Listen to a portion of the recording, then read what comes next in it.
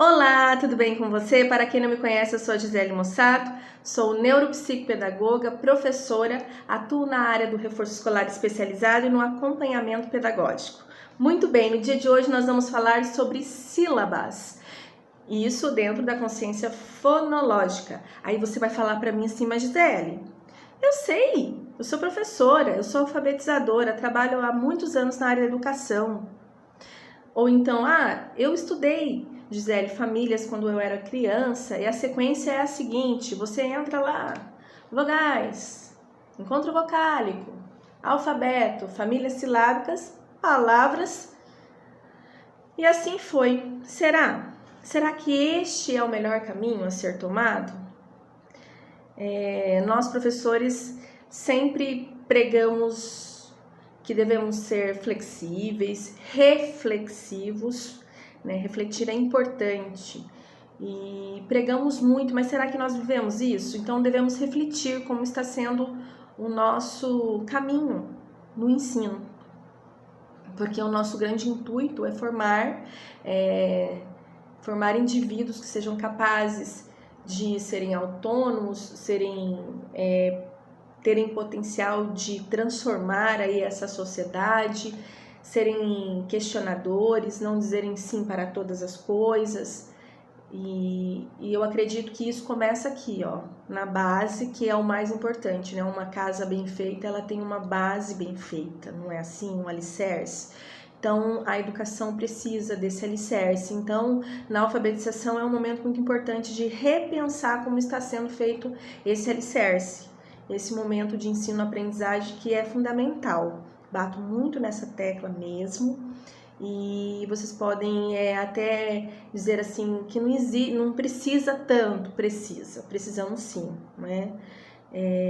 Então nós vamos falar um pouquinho sobre as sílabas e isso desde a educação infantil, porque e mais usando o texto. Por quê? Porque infelizmente no lugar onde nós mais deveríamos prezar por essa interação, por esse diálogo, por essa contextualização, que é a escola, onde nós vamos sistematizar o ensino, é onde as coisas acontecem de forma soltas, as palavras vêm de forma solta para trabalhar os conteúdos. Nosso dia a dia, nós nos comunicamos, nós temos interação, não fazendo essa interação por palavras soltas, sem sentido, sempre tem um texto que tem um contexto. Então, nosso aluno, ele também chega, não chega vazio. Ele chega com um contexto, ele chega com uma realidade, ele chega com conhecimento de mundo. Então, assim, é importante ter esse conhecimento, é importante ter essa consciência, Falando de consciência fonológica, existe essa consciência do professor. Então, quando eu falo de sílabas, eu vou falar ela dentro da consciência fonológica em 3 aspectos: a contagem da sílaba, a identificação da sílaba e a capacidade de manipular essa sílaba. Quando eu trabalho com a sílaba, por exemplo, lá na educação infantil, eu posso trabalhar sim, trabalhei rimas, vou trabalhar a literação, que é a repetição, lembrando que a literação, ela é no sentido da repetição da consoante, normalmente ela quer reproduzir, ela quer imitar o som de alguma coisa que o texto está falando, para que consiga fazer essa ligação, né? E assim, as sílabas, como que eu vou trabalhar ela num texto com uma criança que não sabe ler? Gente, eu falei no outro vídeo, a música. Hoje eu vou falar de uma outra música, eu nem coloquei aqui no quadro, mas, por exemplo, O Pato, de Vinícius de Moraes. Lá vem o pato, pataqui, patacolá. Tô dando uma olhadinha aqui na música. Então, nós podemos trabalhar com ela, por exemplo. E aí, a criança, dessa letra, né? Você vai cantar o que aconteceu com esse pato, o que ele fez. Vocês podem discutir o que estava acontecendo. Tudo o que aconteceu nessa música.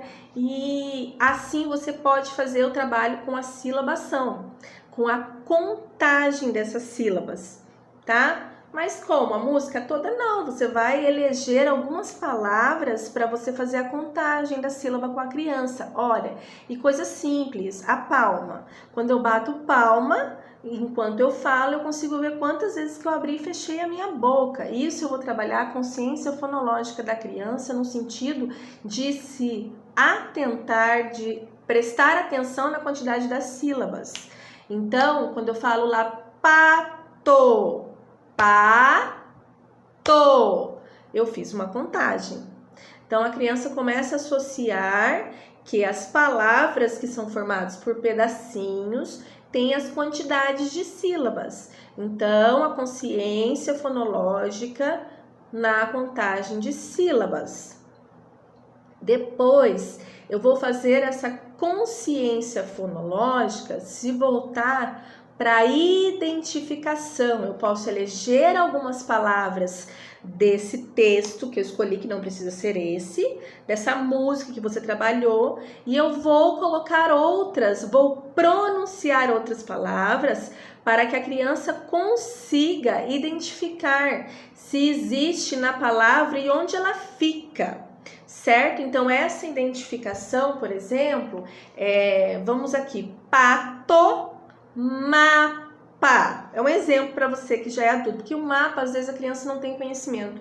É preciso trazer, né, para esse momento, palavras que você saiba que a criança tem um conhecimento já. Então, se eu falar, ó, mapa, se eu falar pato, esse pá, em uma palavra está no começo e na outra está no final. Então, a criança tem que ter essa capacidade de identificar onde fica. Então, ela vai prestar atenção para ver se a sílaba que a professora pediu para que ela prestasse atenção fica no começo ou no final da palavra. Olha lá, pato. No começo, mapa, no final. Então, isso é tudo uma questão de estímulo para a criança, tá? Agora, quando eu falo sobre a questão de manipular essa sílaba, é que eu consiga olhar, fazer a identificação da sílaba e saber que existe a possibilidade dessa sílaba estar em várias outras palavras, certo? Então, por exemplo, se eu for falar, não é da música nesse momento, casa, cavalo, macaco. Então, que a criança consiga reconhecer que existe essa sílaba em outras palavras. A professora pode dizer, a sílaba K tem na palavra macaco, tem na palavra cavalo, tem na palavra relógio. Então, para que a criança consiga entender que tem várias palavras que possuem a mesma sílaba, quando ela identifica que existem posições diferentes e, no primeiro momento, que existe uma quantidade de sílabas que formam cada palavra, e tudo isso é possível fazer por meio da consciência fonológica, certo?